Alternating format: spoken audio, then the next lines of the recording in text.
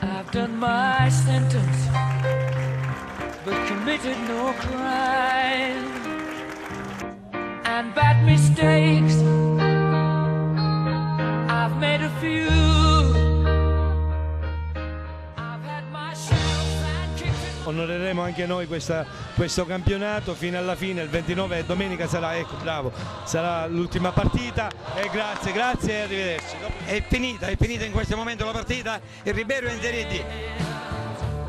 Una festa meritata, una meta raggiunta partendo da lontano, impensabile alla vigilia del torneo d'eccellenza. È stata la domenica del Ribera, la squadra di Brucculeri supera la Palermitana 4-0 e si regala matematicamente con 2 turni di anticipo la Serie D. Un risultato storico per la società crispina che mai era andata così lontano. Un successo sofferto anche per l'accusa di presunta combine che aveva gettato nello sconforto prima di Pasqua la tifoseria crispina.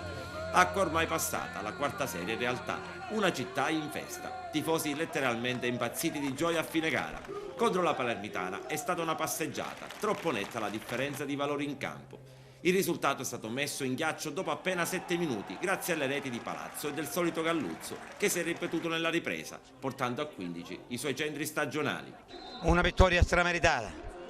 Non parliamo, già, devo fare complimenti alla Palermitana in quanto si è presentata, ha fatto onore, si è fatto onore da sola a venire a Ribera dopo che sappiamo tutti che già è retrocessa, e devo fare i complimenti a questa società in quanto ha onorato il calcio fino alla fine.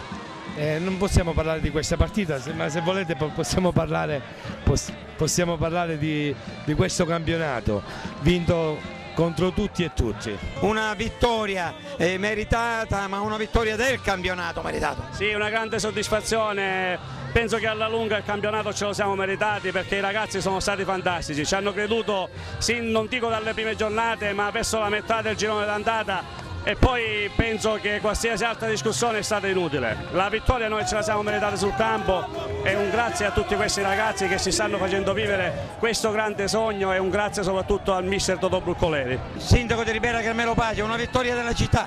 Sì, è una vittoria storica, io ringrazio veramente tutti i ragazzi, lo staff tecnico e particolarmente Totò Bruccoleri, uomo onesto e leale, e chiaramente i dirigenti, Ezio Ruvolo, il presidente Palminteri, questo splendido pubblico. Li ringrazio perché mi hanno dato questa opportunità da sindaco di questa città, vivere questa emozione unica per la prima volta nella storia, nella mia storia fortunata, anche questo altro piccolo tassello fortunato di vedere la vittoria storica del Ribera che calcherà, passa dalla categoria alla Serie D, e noi siamo pronti a ospitare il campionato di Serie D proprio qua in questo stadio Nino Novara, che sarà la roccaforte del Ribera anche per un altro anno.